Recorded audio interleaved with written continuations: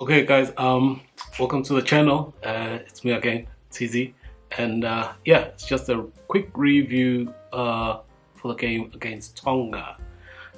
Yeah, kind of scary, man. Kind of scary. The game was super physical, and the Tongans brought it. I think it was a good hit out. We needed that in terms of physicality, because our last game against Romania was, well, the previous game was, run away. The tough one was against Ireland, and the Tongans brought the physicality, man. They tackled like beasts, the big guys. That number three, god damn it, where does that guy get that engine from, man? That guy is huge and he can move. And he only left the field, I think, halfway through the second half. So he gave it all. I think he was also their captain. So it was a good hit out in terms of the physicality. I'm sure you actually saw the headline that I put on this video. Yes, Pollard is not the answer. I'm sorry. He's a little bit off pace, but I'll go into that a little bit later on in the video, because it's going to be more of a discussion, that one. I think, let me just start off with things that impressed me. The lineouts, Deon Fourie, surprise, surprise, he didn't lose even one lineout. And a lot of people were actually worried about that, saying, can he step up to international standards? Yes, he was helped by the Tongans not actually jumping up in the lineup for most of the time. I think they only contested like at the back end, second half, but first half I think they contested once, and they won the ball that time. But he didn't lose. He played very well, and he was actually announced as a man of the match. So yeah, we've got a good backup, and yeah. So in terms of the scrums, we were a little bit lighter on the scrums than the Tongans, so it was parity there. I think we got one or two penalties, and they also got one, if I remember, penalty. So we didn't really get that launch pad that we usually have, which is usually our scrums. Another person that stood out for me, Dwayne. He played the full match. He stood out because he played the full match, but yeah, he wasn't that Dwayne that we are used to, and I do understand now why he's actually not playing and Visa is playing. He's a little bit slower. I don't know. He's just a little bit slower than he was in the championship when we played against Australia and all those guys. But he had a decent game, but he wasn't the Dwayne that we used to. The scrum off, yeah, all right. He took his try, pretty well. The quick tap, I think it was the first try for us, and he was pretty slick. He played his game, which is a normal game. He did his basics well. I know that we were chasing points for majority of the game. I think when we got penalties, we're taking them quick, even if we're kicking for the line, and I was a little bit concerned, because I actually remember the championship game where we're chasing points as well in Durban last year against the Pumas, Argentina, which didn't go well. And we had that game, we had stayed playing at flower off. Damn, man, if you want to play fast, then you got to stay at flower off.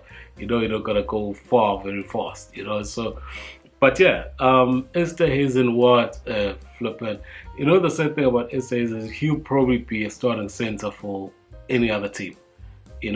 Maybe not. Maybe compared to Barrett, Jody for the New Zealand team, but for any other international team, he's probably starting. Sad thing is, we've got DDA, Damian, and he's upped his game.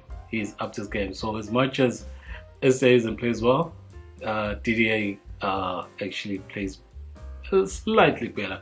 I was always in favor of Esterhuizen, and yeah. Now I understand why the coaches are actually choosing DDA. So yeah. The rest of the backline, Makazole, he got injured pretty early without having a lot of chances. A little bit active, but not a lot of chances. The other wing, Williams, he played pretty decently, but the defense, you could see that those guys hadn't played a lot of games together, you know, because the defense was not that good. We're rushing in, but now we're all rushing in. And usually when we do rush in, there's actually one extra guy that is able to get to the other side. And it's usually the fullback or the last winger. And today, Tonga, got a few times around us at the back, especially with the ball over the top. Not the kicking, but mostly the passing. So, yeah, I think it's probably because the guys haven't played too many games together. Especially Williams is not a winger, but he did his best. Leroux, yeah. Leroux can't be in the starting lineup. He's not reliable on defense at all. Not reliable on defense, and he's got into this habit of arguing a lot. Just partaking into sideshows that are not part of the game, and I think it affects. I think it affects his game in terms of concentration, because some of the positioning that we saw, damn man, there was a time where it was nearly a 50-22 for Tongans, and he actually got there in time to try and catch the ball, but he ran out, so he knocked the ball out. But if you saw how that kick came, that when the guy kicked it, Leroux was coming from the other side with the other winger, and usually when there's a winger and a fullback at the back, they split, to cover as much ground as possible. But he was way on the other side. That's why there was so much ample space outside. So, yeah, Leroux, as much as he does a lot on attack, he is, the defense. Especially it was exposed when we played New Zealand, and yeah, I don't know. He's in actual fact, it sort of sorts out one issue, because now we're going to talk about Andre. Andre is not the solution, right? Andre plays 10 meters deeper than Libbok, and he plays in a way that I don't know if he is slow in passing, or maybe it's because he hasn't had game time enough, but he seems to make the team slower, the backline slower. It's not more slicker. There was a big difference when, Libbok came on. The passes were just spitting out of his hands. But he plays deeper, and he ends up having to have bailed out by the first center going crash ball, because, the ball can't reach on the other side because it's too slow.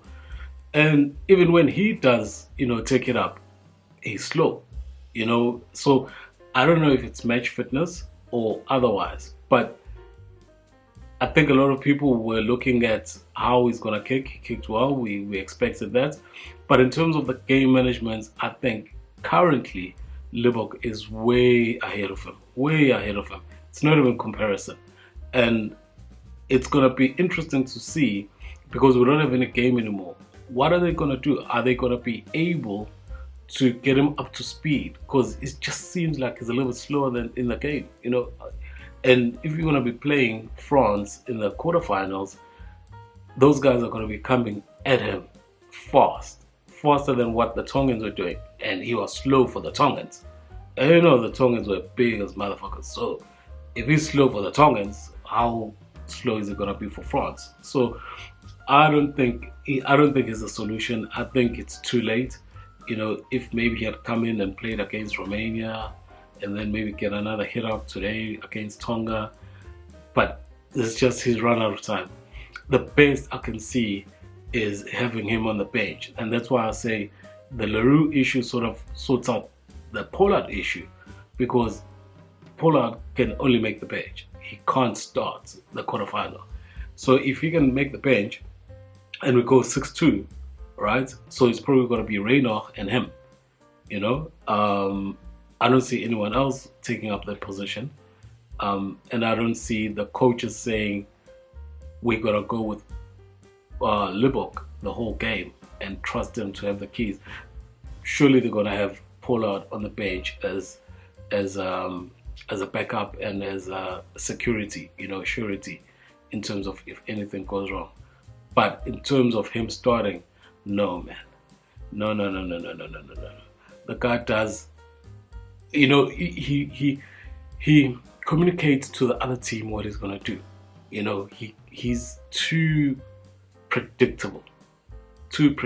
And the other thing is, if you play Pollard, that means the game plan, the swift game plan, the flow of the game in terms of the running, especially the forwards crashing in the middle or having the backline, flow, is going to have to change to accommodate him. Now, are you going to have to change the game plan, play a little bit slower to accommodate Pollard?